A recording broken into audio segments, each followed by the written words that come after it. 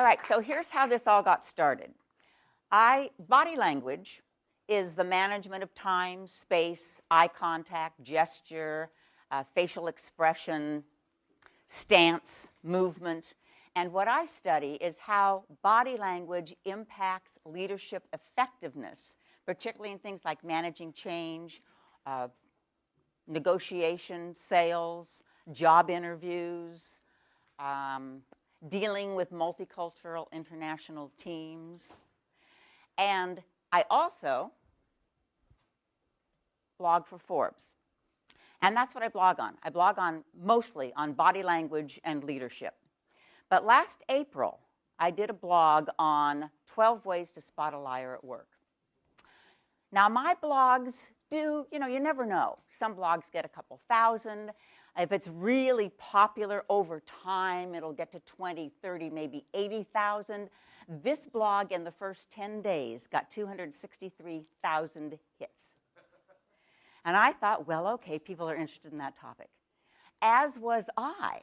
And also, I thought it would be easy. Because here I was, practically an expert already. I mean, I had done a lot of research on nonverbal cues and lying. I was interested in the topic, and I thought it'll be easy to write the book. And what I found was I knew so little. First of all, I didn't know what a big liar I was. But secondly, I found out many, many things. And that's what I'm going to talk to you about, a few of them today. First of all, you work with a bunch of liars. And they lie for a bunch of reasons.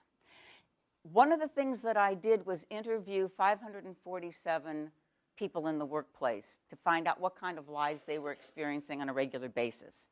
And I found there was from all levels. Chief executive officers and senior leaders who, gave sort of a rose-colored version of the truth, which, by the way, isn't looked at as, oh, well, we understand that's what you have to do. It's looked at as those people are lying to us. From coworkers who lie about, yes, I'll work on your team, and they really don't want to work on your team, and they're really not going to really participate, but they just had to say that. To all sorts of reasons that are very either self-serving. A lot of people lie to get out of things they don't want to do. A lot of people told me they lie to get out of meetings. Oh, no, I have something else I need to do, where really I just don't want to go to your meeting. They lie on resumes. They lie and they enhance, their ability. They got a degree that they really didn't get a degree. They went to a school they really didn't go to that school. They had so many years in the workplace that they embellished, that we were really working, for their mom or something. I mean, they just embellish that. They also lie on exit interviews. They particularly lie on exit interviews when they think it's better for their career. I've had many people say if I told the truth about why I'm leaving this company, it would be a career killer. So they lie from the time they get hired to the time they leave. People also lie, of course, to avoid punishment. They lie to get out of things, like I say, that they don't want to do. And they, lie to cover their rear end. They didn't do something, and they lie about it in order so people don't find out that they didn't do that something. They also lie to protect other people. And here was the first thing that you find out in gender differences. Well, everybody lies, and everybody lies about the same amount. Females tend to lie a little bit more to protect other people, and that's not always a great thing. Many of mine, but one I remember in particular said, something, it's really bad when I'm trying to give feedback because I try not to hurt their feelings, so I'm not giving really honest feedback. Now, what does that, even that woman said, and I'm working on that. I'm trying to get better at that, but I know it's really hard for me to do. So women, more than men, in my study anyway, will lie to kind of protect someone, which again may not be a great thing to do. And a lot of liars, of course, lie because it is the social glue that holds any kind of organization or family or relationship together. If you ask me how I am, you really don't know, or you really don't want to know how my entire day went. What you want me to say is, oh, I'm fine, how are you? That's what we expect. So we know we're set up for some kind of lies. Some of the lies are wonderful. You might say, gee, Carol, that's a nice jacket. And I'll say, great, good thing they didn't notice the 5 pounds I gained over Mother's Day. You know what I mean? So it's lying by that kind of omission. Those are the kind of liars you want to thank. So we're surrounded by liars. Some lies are really great for business and really great for relationships. And some lies are absolutely damaging and destructive. And one of the big tricks is to weed out one kind from the other. So here's a question for you. How do you decide if someone you work with is trustworthy? How do you do it?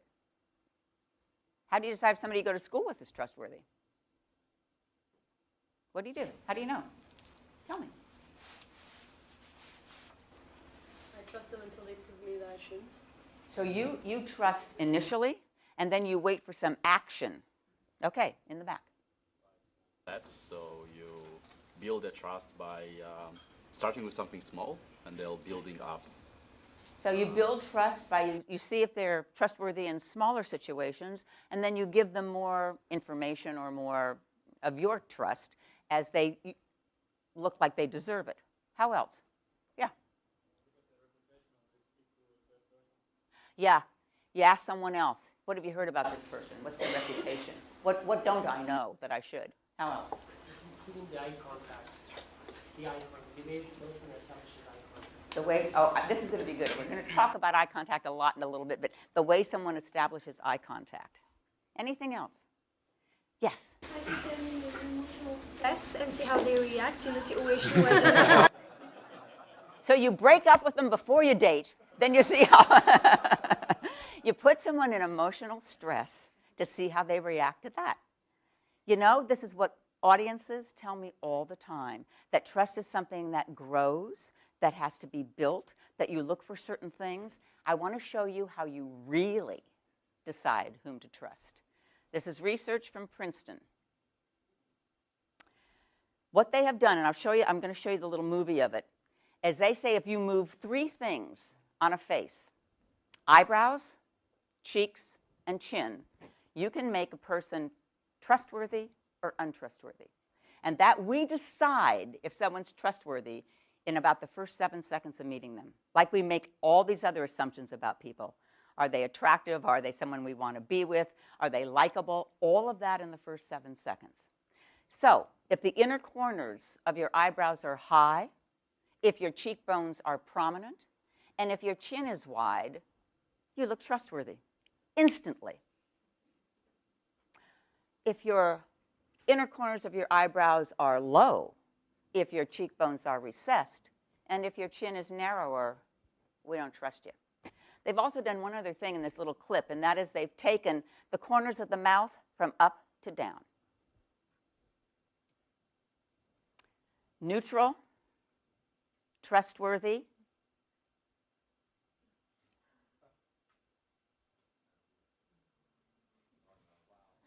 untrustworthy.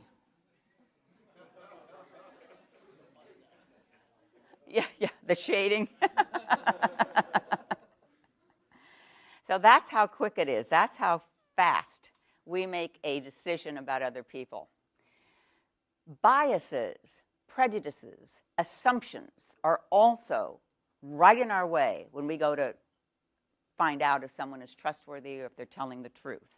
They interfere amazingly. If you are working with someone who is attractive, whose eyebrows are in the right place, who is powerful, who is charismatic, or who somehow reminds you of yourself, you tend to focus so much on those attractive qualities that you don't know you're being duped. That's exactly how it works. Here's some more biases that interfere with deception detection. One is that in-group, out-group bias. This is so strong, we create in-groups, out-groups. Everybody that's here is an in-group. Those people that didn't get to hear this lecture, they're an out-group. Of course, let's say see the tape, then maybe they're an in-group. But right now, there's us and there's them. And we us and them all the time.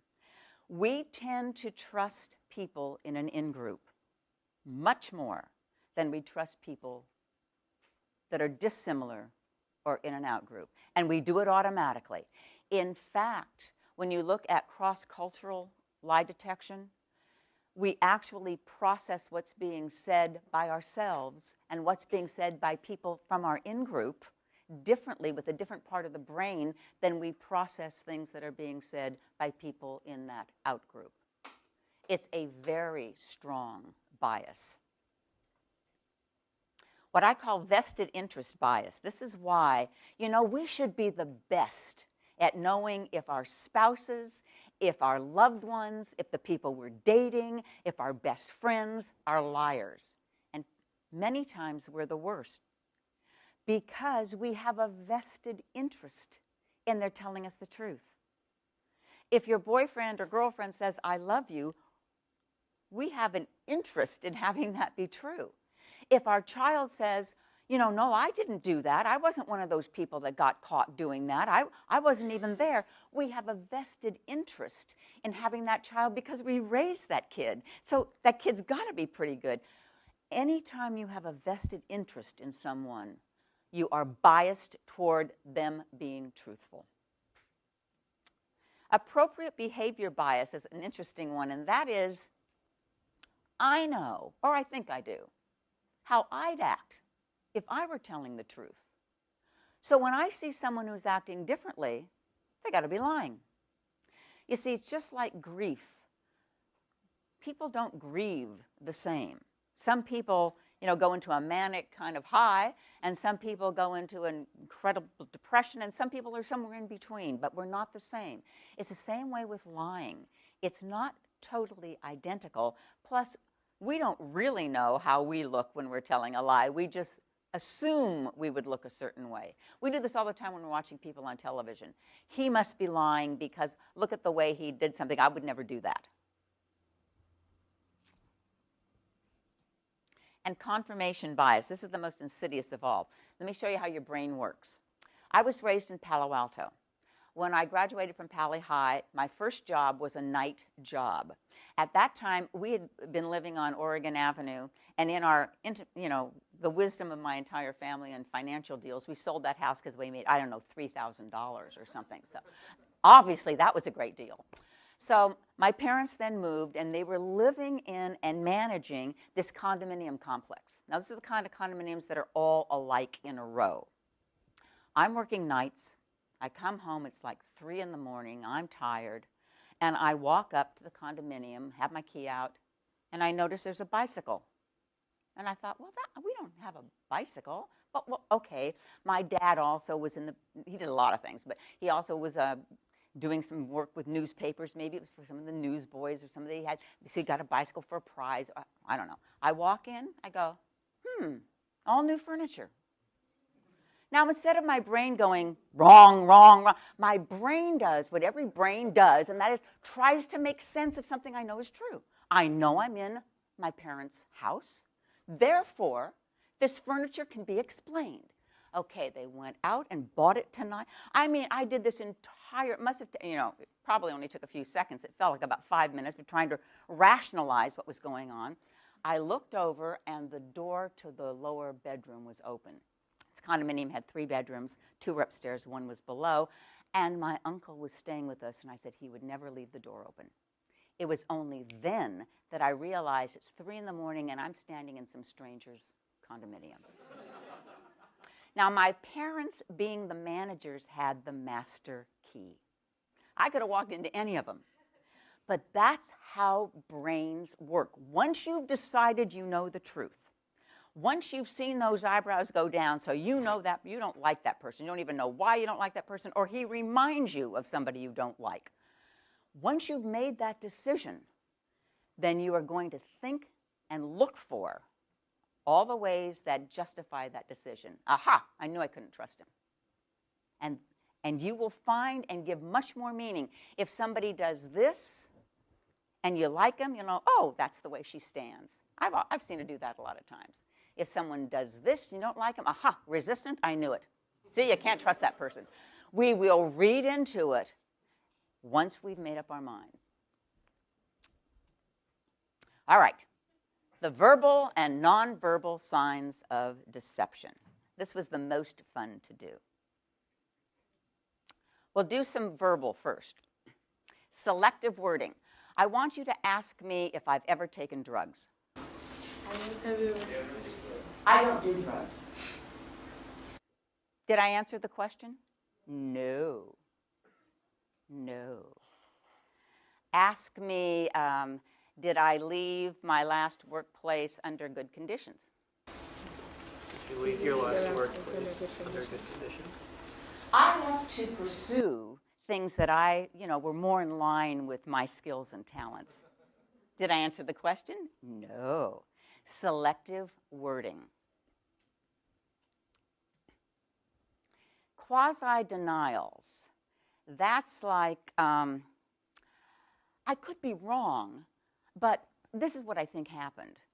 Or, I'm not absolutely sure, but it's probably something like this. You already back out of a statement that you're going to make. So quasi-denials, many times, liars will use. Qualifiers. To the best of my knowledge.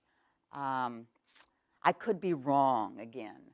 Also, it could be, instead of, on that quasi-denial, instead of, ask me if I stole the computer. Do I look like someone who would steal computers? Did I answer your question? No. See, anytime you deflect and move around by selective wording, quasi-denying, qualifying, you're getting some slippery, or you may be getting some slippery answers. Softeners. When someone is being asked about a potential crime or a theft, forgery, they will use, when they answer questions, they'll use words like steal, forge, hard words. If someone is guilty of that and they're being asked, they will typically soften and talk about things like borrow or mistake, overlook. They will soften the language around the crime or the situation. Overly formal wording.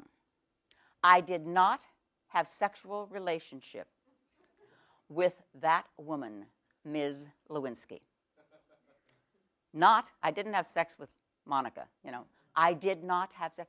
So, the first thing to look for is if they don't use contractions, if it's did not instead of didn't, that's overly formal. And when they try to distance that woman, she's over there somewhere, I have no idea where she is, that woman, Ms. Lewinsky, overly formal.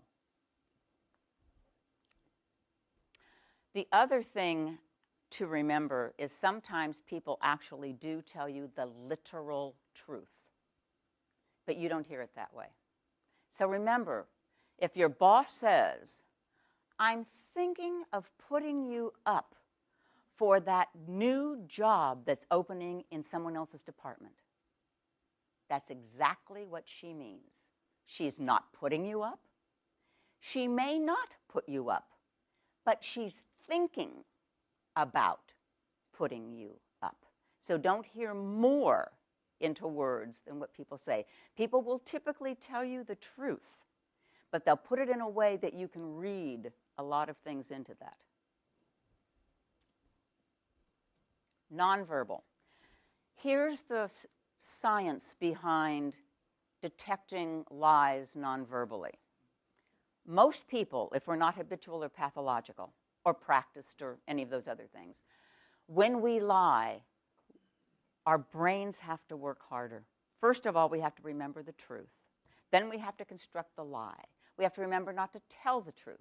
We have to remember how we might answer some questions around the lie. We have to remember to whom we told the lie. I mean, it's so stressful that for big lies, most of us would much rather tell the truth. It's just a lot easier. You don't have to remember who you said what to. It's just simpler. So when we lie, there's some stress. Our heart rates go up, blood pressure goes up, breathing rates get shallow, and those are the things that you start to see in body language. So much of detection of lies is really stress detection, which means, by the way, that you can't say when you see some of these, oh, that person's lying. What you can say is, we've hit a hot spot. something in this question, something in this line of questioning, something that just happened, someone who just came into the room, triggered something because they are acting stressed. So, stress signals are anything, typically things like playing with your jewelry. You see people that are nervous start to twirl their rings. They may rub their hands together. They may rub their hands on their legs. They may bounce their feet. You also can do all these things for other reasons. But when you see this at a certain time, it can be very telling. Feet, by the way, are incredibly honest. They're the most honest part of your body because they're the farthest from your brain and the least rehearsed. So when somebody is really nervous, you can see them wrap their feet around their, the back of the chair. You can see them do all sorts of very fascinating things with their feet. You can also see them start to point toward the door because they really wish this line of questioning were over and they're ready to go. I mean, there's a lot of things that happen that you can see. Also, feet can point toward you. So if, for instance, you're really engaged in what I'm saying, your feet more likely point toward me. If you're not so engaged, they start pointing other places. Same way in a group, you can tell who really people are interested in because their feet start to point at them. They may be still talking to other folks, but their feet are pointed at the leader or the boss or the most charismatic or whomever. So feet are a lot of fun to watch. In stress, when you think of stress, you think of fight or flight. But actually, the first sign of stress is what physiologically? Freeze. Everybody freezes. So many times what you're looking for is not the fight or flight stuff, the bounciness or the trying to get out of the room. You're looking for all of a sudden people get very still. They start to freeze. If they were animated before and their gestures stop, or they hide their hands under the table, or you can almost see it in their breathing, they hold their breath. I mean, there are lots of things that people do when they freeze that doesn't look like their normal behavior. The most important thing, of course, is to find behaviors that are a deviation from their truth baseline. Now, here's how that works. I'm coming in for a job interview. So before the interview, you offer me a cup of coffee. So while you don't care if I drink the coffee or not, what you want to see is we're having this chit-chat is how I gesture, how I talk, what my tone of voice is. Under stress, our voices get higher. So you want to see if how are my voices when I'm just chatting about things. Then you do something way before the interview starts, and that is you ask me questions to which you know the answer. So you say, because it's down in your notes, you already know this, but you say, hey, how did you hear about this job opening? You watch me as I answer, because I have no reason to lie about that. You can tell you already know the answer to it. Do you have any friends that work here? You already know that because it's written down. 2 people in the organization referred me. Again, you're looking for a baseline, but you're looking for a baseline of truthful answers. Because tapping feet, if my feet are tapping while I'm saying, oh yeah, I know a lot of people here, then it's not going to mean anything if you're going to use it as a cue to deceit. But if I'm very calm and I change my behavior when you ask me a question about why I left my last job, and it's different from that truth baseline, then you might have a hot spot. Telltale 4, what you want to do is look for clusters. Now, they can be clusters of verbal and nonverbal. So let's say you are interviewing me again, and you have asked me about why I left my last job, and I've been evasive, and you're writing notes, but all of a sudden you hear that my voice got higher. So that got your attention, and you looked up because you know that when voices get higher, that means stress. And then you see that I'm touching either my necklace or my neck. And because I'm a woman, women tend to, when they're stressed or surprised or thrilled, they tend to touch right here, the notch at their neck, or they play with jewelry that's close to it, just like you did. We do that. So if all of a sudden my voice got your attention because it was higher, and then you notice another stress signal, and then there was something in that answer that I said, I left to pursue other things. I didn't really answer your questions. Now you have a cluster of behaviors. And what you might do with that cluster of behaviors is absolutely nothing. You might not say, hey, I noticed you touched your neck and your voice, you might not do that. You might just kind of put a little asterisk at that question and go on to some other questions. You'd notice then if my hand dropped and my voice got lower and I seemed to be more animated. And then you might go back to say, if I called your last boss, what would he tell me about you? And then again, you'd notice. Because if now you're getting those reactions twice, there's something about that situation that I haven't been forthcoming.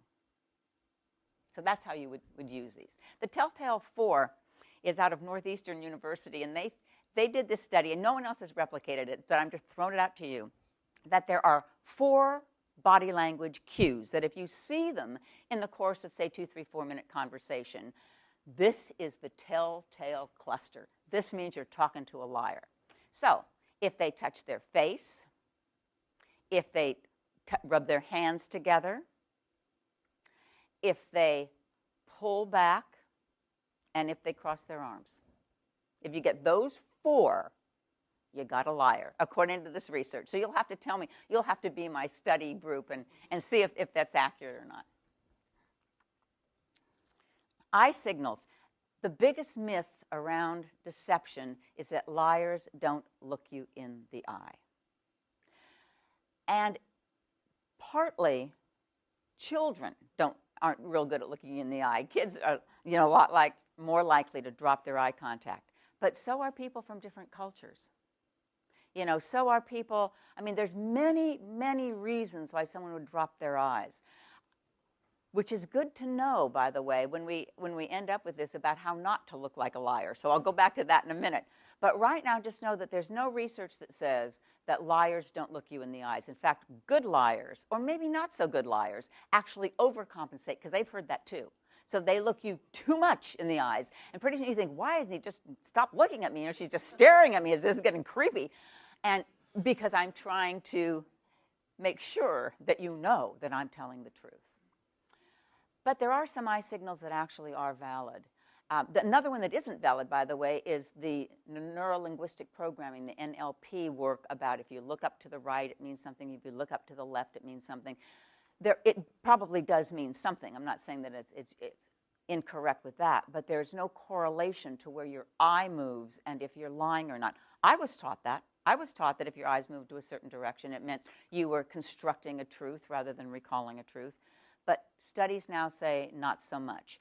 What is true, though, because I've tested this on my sister, is if you know where people's eyes go when they are in their truth baseline, when you say, do you have, I know you know a couple people who work here. Who are they? And you see them, oh, yeah, it was Francis and then Jacob.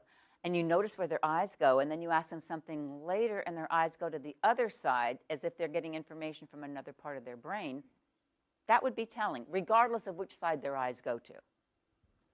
The other thing that happens in lying is that your eyes dilate. Now, there are a lot of places your eyes dilate. Dilates in darkness, dilates when you're in love with someone and you're gazing at each other's eyes. Your eyes are both dilated. Check that out, everyone. But also, again, that effort of lying. So here, and this is very confusing, because if you're in love with someone and your eyes dilate, but if you're lying to them saying, I'm in love with you, their eyes will also dilate. So maybe this isn't a good cue for that. Use it for something else. So eyes do dilate under the strain of having to create the lie. And then there's a blink rate.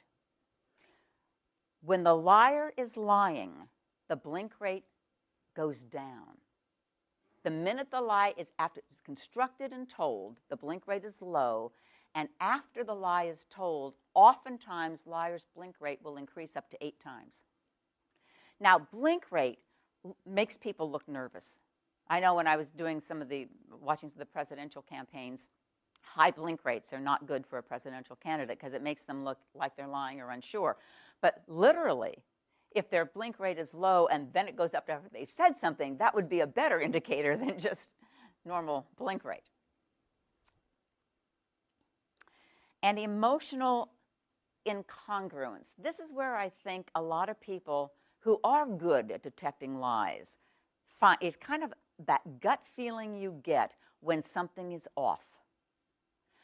And that could be because you don't know it, but you're really pretty good at spotting micro expressions, those expressions that hit for a fraction of a second and then get caught immediately and replaced, usually with a phony smile, which is our favorite replacement sign for anything that we don't want people to see, any other emotion.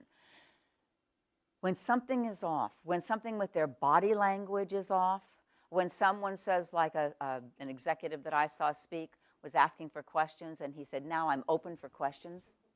I mean, there's something, I mean, you and I laughed, that entire audience, not one person caught that they couldn't come up with any questions.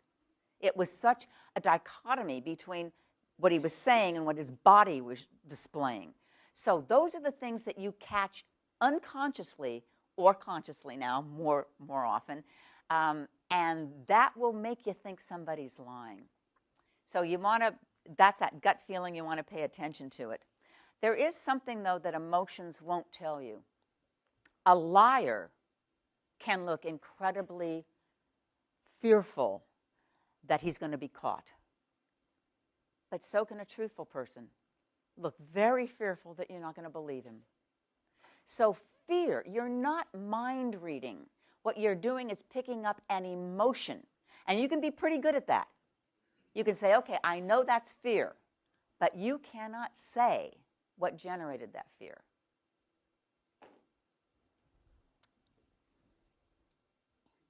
Liars. When it comes to the chapter that I wrote on how to deal with liars, really interesting stuff, because you've got a lot of choices.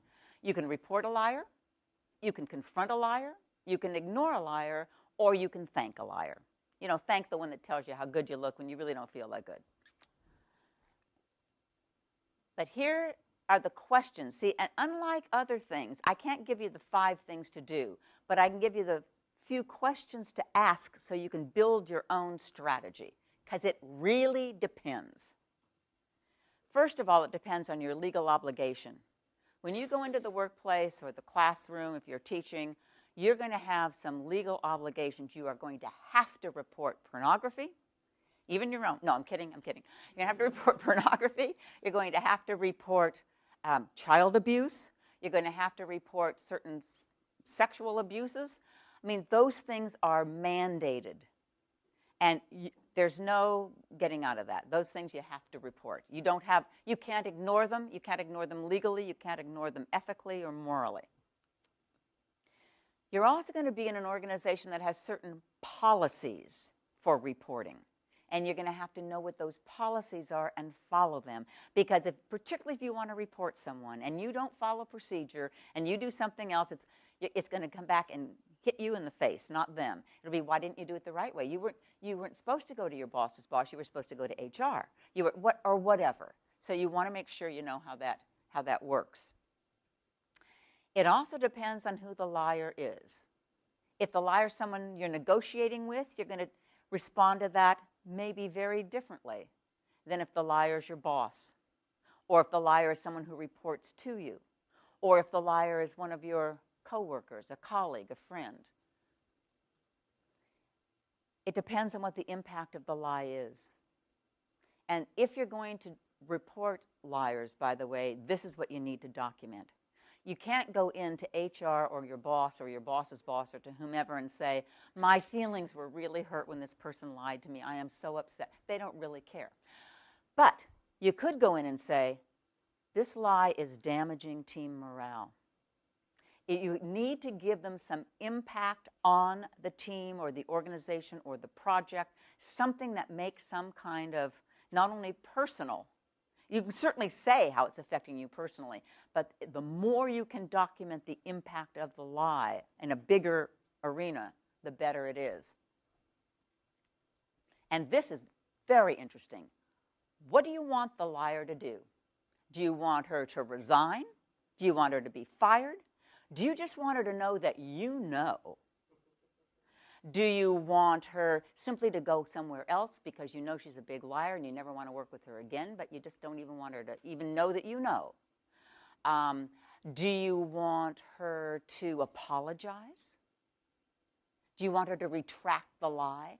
What is it that you want? And depending on those answers, it's going to be different. And then when you figure that out, you need to think, what are the possible consequences of doing all of these things? When you report a liar, you may or may not get the reaction you were hoping for. That liar may not be fired. That liar, you may be moved to another division. I've seen this happen. You know, I mean, you just don't know what the outcome is. You need to really think that through. If the liar is someone who is well respected in the organization and you're new to the company, you're going to really have a lot of evidence before anything you say is going to outweigh that person's reputation. Directly confronting has some impact that you might not want if you have to work with that person on an ongoing basis. You might want to not have a direct confrontation. You might want to do something a little more indirect. There are a lot of ways to do that as well. And of course, doing nothing has its own implications. Doing nothing, by the way, does not mean that you forgive the liar. It simply means you've chosen not to deal with it at this time. And many times someone says, I did nothing, but I will never, ever, ever trust that person again. Okay, and the last piece I want to talk about just briefly is how not to look like a liar when you're telling the truth. Two things. Number one is, if most people realize and are picking up on stress cues, you need to manage your stress. If you go into a job interview and you're just nervous, you're going to look nervous, but you also may look that you're not forthcoming or you're not entirely candid. So what you want to do is decrease your cortisol level, your stress hormone level, and increase your testosterone, which is your power hormone. And you can do that in two ways. One is that 2-minute exercise called power poses. And you obviously do this in the men's or ladies' room before the interview. By the way, you do not walk in and do this at the interview, but where you take up as much room as you possibly can and you hold that pose for 2 minutes. Doing that literally increases the amount of testosterone. You are more likely to take risks. You walk in, you keep more of that in your posture as you walk in, and you are perceived as more powerful and more comfortable because you have also lowered that cortisol level simply by holding your body in a high power pose for 2 minutes. So power posing is one way. Power thinking is another way. And what they've found is it doesn't take much, but right before that interview, be very careful about what you're thinking. Because if you will, I always tell people keep a success log. Let's say you just bombed in another interview, and now you got to go to this one. You better have a way to drop this fast and remind yourself of how terrific you are. So just by reading or mentally reviewing times when you just aced it, when you were brilliant and clever and wonderful, you will go in there and you will actually behave differently. And they can quantify that. It doesn't take much time at all. In fact, that's what method actors do. They go back into time to find a place where they were emotionally valid, frightened, if they're going to do a scary scene. So they can take that emotion of fear, authentic emotion of fear, into that new scene.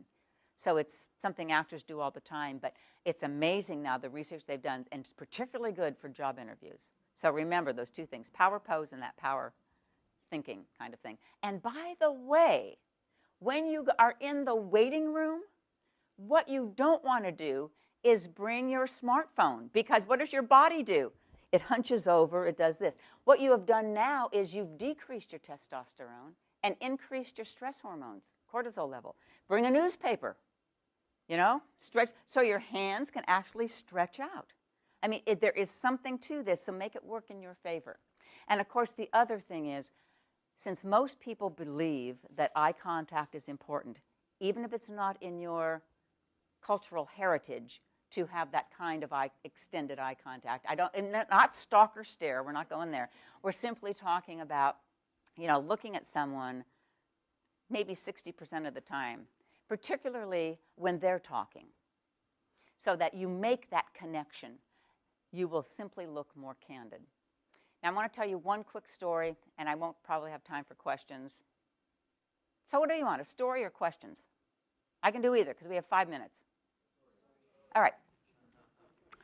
I was asked this last year, I was asked to go to North Dakota and work with the Department of Commerce, work with the leadership team at the Department of Commerce. So I went back there and I met Tracy. And Tracy said, you know, I attended another speech that you gave, and only because of that can I tell you this story. She said, I am very truthful. I pride myself on my truthfulness and my candor and my ability to build trust in a team. So when my organization, my leadership team said we're going to do a trust survey, I was the first to sign up. And then I got the results. And 2 of the people I report to said the same thing. You look like you have a hidden agenda. You look like you're not totally forthcoming. It seems as if you're holding things back. Well, you can imagine. I mean, Tracy was devastated. So she thought, as most people will, okay, I'll meet with those leaders and I'll find out what I can do differently. So she had a meeting and they said, all right, here's what we suggest.